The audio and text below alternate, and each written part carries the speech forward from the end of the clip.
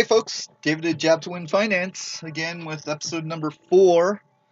We're going to do the topic of rule of 72, and just want to go quickly into why I'm doing these videos. I think teaching and presenting is the best way to convey concepts. I don't mean to sound rude or anything, but these videos are more or less to help me, to benefit me, so I can help others. And I just, I know these first few videos are probably a train, just a nightmare to watch. Hopefully not too bad, but I just want to let you know I'm doing these to kind of better myself in my position in life here, in general, financially speaking, anyhow. And hopefully I can help some others. I know the content is good. I know it's sound advice. It's just a matter of delivery here. So I'm also doing this, I would like to mention, I'm also doing these videos kind of during a 60 to 70 hour work week. So that might be another reason for my, scatterbrainness, I want to say, but not to make excuses. Anyhow, let's get into the topic more. The heart of the jab is the rule of 72. And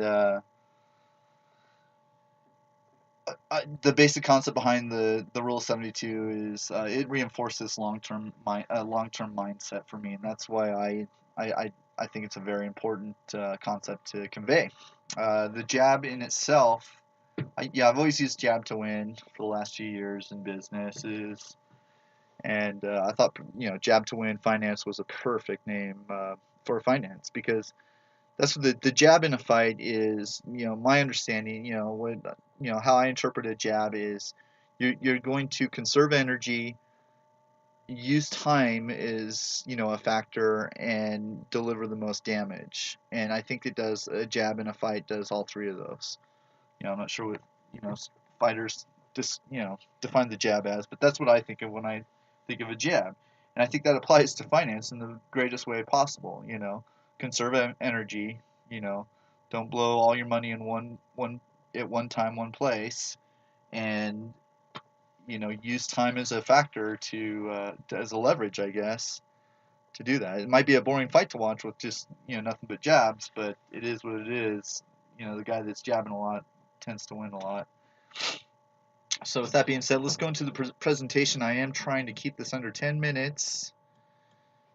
We can do this. Not ready for that. All right, rule of 72, heart of the jab.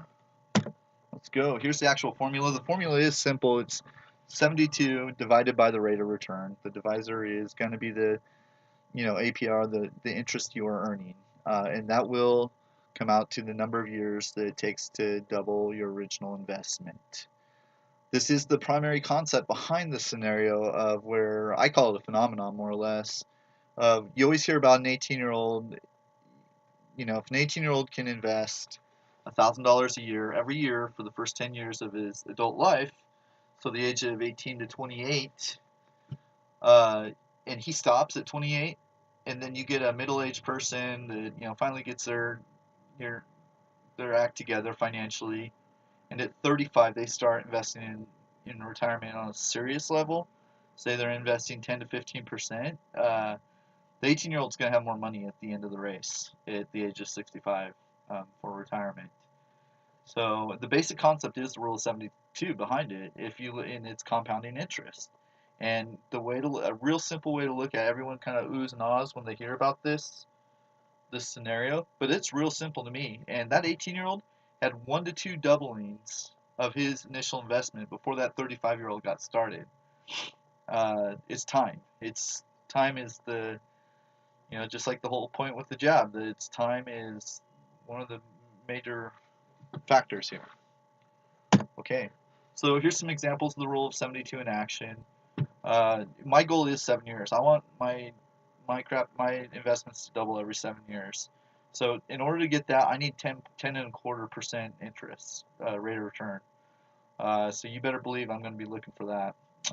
Here 8% will get you 9 years to double, and if you want to apply the formula, 72 divided by 8% is 9, obviously. 8 times 9 is 72. So that's a good way to figure it out off the top of your head. I use 3.1% rate of return here to show this is the best CD I could find, and that's from Ally, the online bank. They're offering a 3.1% on their CDs right now. And, that's great and everything, but if you put all your eggs into a CD or, any of them, let alone, this is what you're going to get.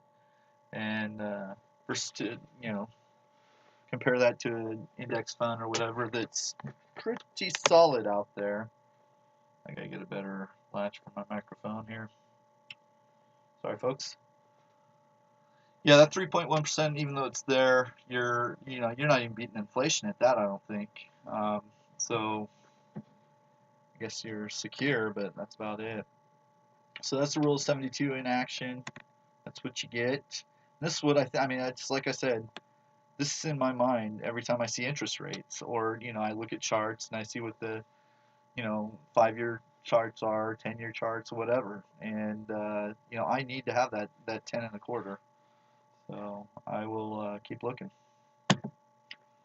Fees and commissions, and this plays into the rule of 72 big time. And we'll start with the 401ks. Everyone loves to invest in 401ks. They don't know a lot about them, but when you dig into them, there's some serious fees. I don't know them off the top of my head what they call them, what they title them as, but I've seen them, and they know this too, obviously. But the only reason to invest into a 401k is for the match. If you don't have a match, do not invest in a 401k. As long as you have earned income, you're working, you have every right to have your own quote-unquote 401k in the form of a Roth IRA.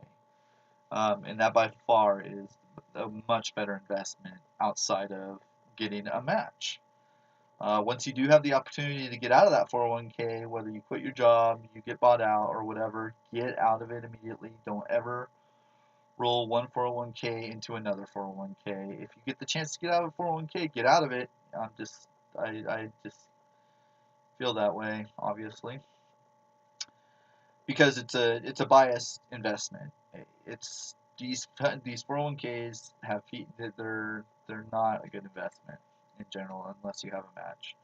So the industry standard is 3% on fees and commissions. So say you're looking at an investment where you're getting an 8%, rate of return. You take 3% off. That's going to be 5%. That's going to be applying the rule of 72. You're going to go from a 9-year doubling, taking 9 years to double at 8%, to at 5 years will be 14.4 years to double. That could be a $500,000 loss when it's time to retire. I had a friend recently who was in the same scenario as I was, where our company was bought out, and he chose to liquidate. He had 30 grand, I think, and he maybe 25, I can't remember, but roughly 25 to 30 grand, and he chose to liquidate. For whatever reasons he did. But I tried to explain to him at the time that you do that and you very well are losing $750,000 to $1 million. You're 34 years old. You're going to have 4 more doublings of that money. And when you do the math, that at 8%, 12%, 8 to 12% rate of return, that's going to come out to anywhere from $500,000 to $1 million. So just to give you an idea of what the power of compound interest is. That's it in a nutshell, I think, folks. Yep, that's it for the videos. I appreciate you watching, and I'm going to keep trying to do these little discussions every week or so, followed up with my weekly summary.